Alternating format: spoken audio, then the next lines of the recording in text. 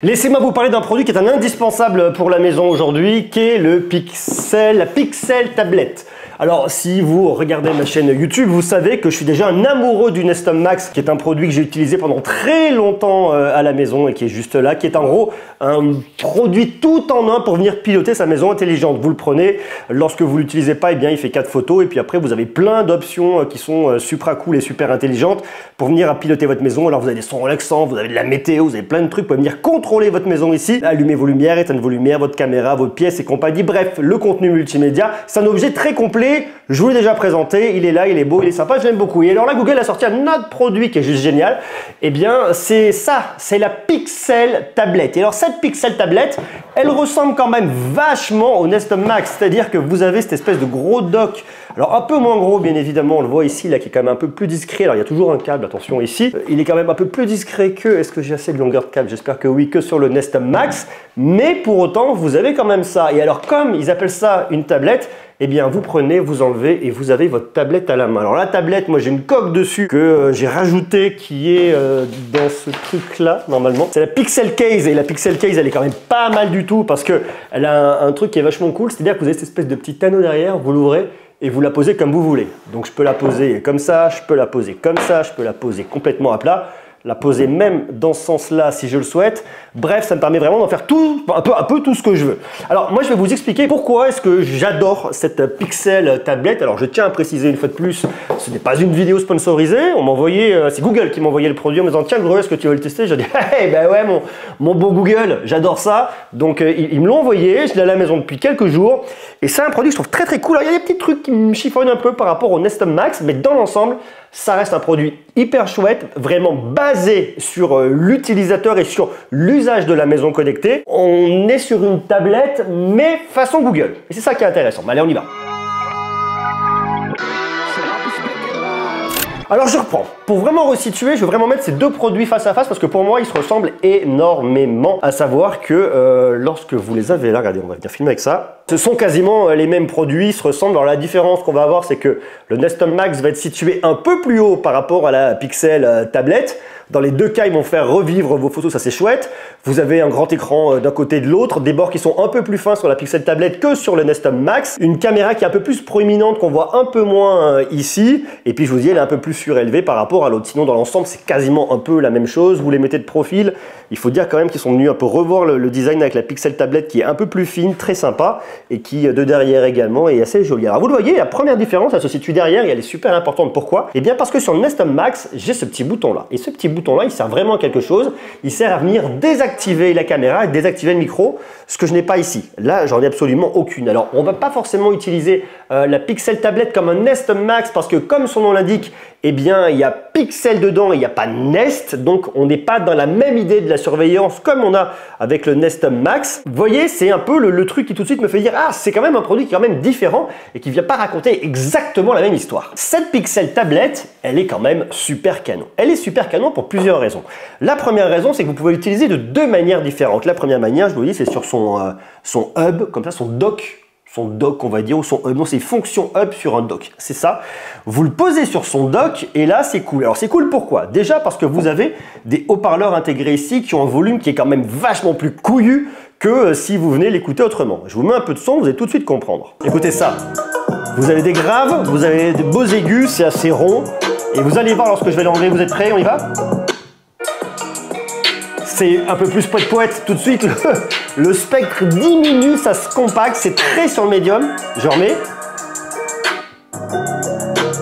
C'est plus du tout la même chose. Attendez, je vais le mettre fort, vous allez voir. Écoutez encore.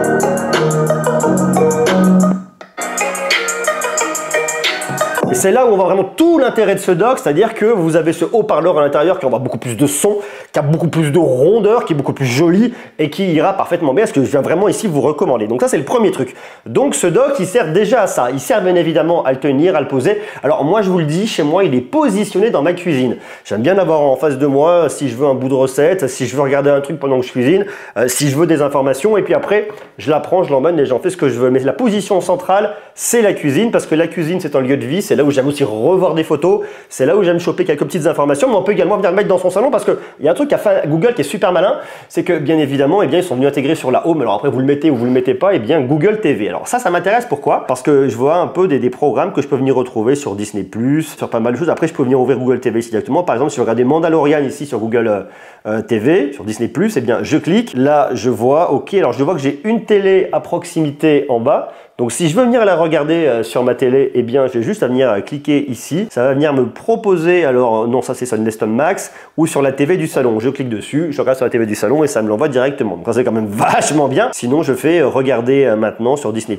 J'ai mon application Disney+, donc ça m'ouvre directement ici sur le compte. Alors après j'ai l'autre petite télécommande ici, j'appuie dessus, hop là, ça va venir me rechercher. Je retrouve ma télé du salon, du salon. Et puis de la même manière, j'ouvre l'application Google TV où je vais venir retrouver tout ce que je veux. Si par exemple, vous voyez, il y a un truc sur France TV, je clique là, j'ai pas l'application France TV. Regardez maintenant sur France TV. Ça me propose d'installer l'application France TV que j'ai pas pour venir consulter ce contenu.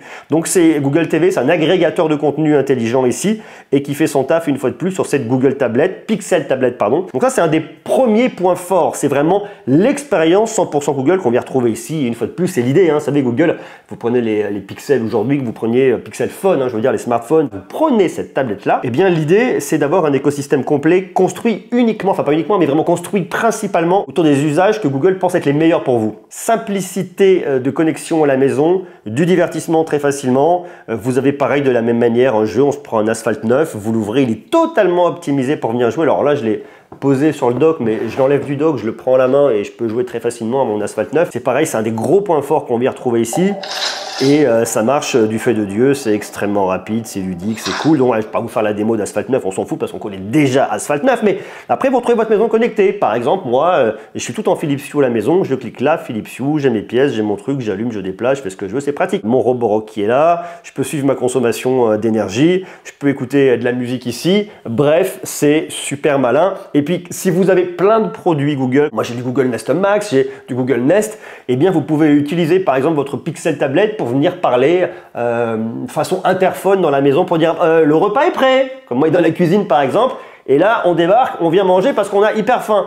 Donc c'est vraiment un produit qui trouve sa place dans l'intérieur pour une famille. Alors si vous êtes seul chez vous, que vous vivez seul, c'est pas grave, il n'y a pas besoin d'appeler tout le monde, d'appeler à l'interphone, vous pouvez faire des visios, vous le faites avec votre caméra là, vous avez également une caméra de 8 mégapixels à l'arrière qui à mon avis servira quand même à beaucoup moins de choses que la caméra que vous avez avant. Mais si vous voulez venir converser avec des amis, faire du Google Meet, venir échanger, vous pouvez le faire et vous avez une fois de plus tout ce que Google propose ici, à savoir YouTube Music, le Drive, venir stocker vos données à droite à gauche. Bref, c'est pour moi un produit qui est juste top dans la maison connectée dès lors que, principalement pour qu'il y ait un intérêt, que vous soyez un aficionado de Google et que vous utilisiez les services Google, que vous avez, c'est encore mieux, un Google Pixel pour votre smartphone, que vous puissiez effectivement utiliser. C'est beaucoup plus simple, c'est beaucoup plus clair. Comme ça, tout est vraiment bien câblé ensemble. Si en plus de ça, vous avez une caméra de surveillance, une caméra Nest, ça va encore mieux, mais vous pouvez venir tout connecter avec. Il y a tout un écosystème qui vient se câbler dessus sans aucun problème.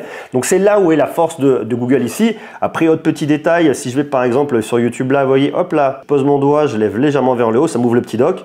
Je clique là, j'ai accès à mes applications.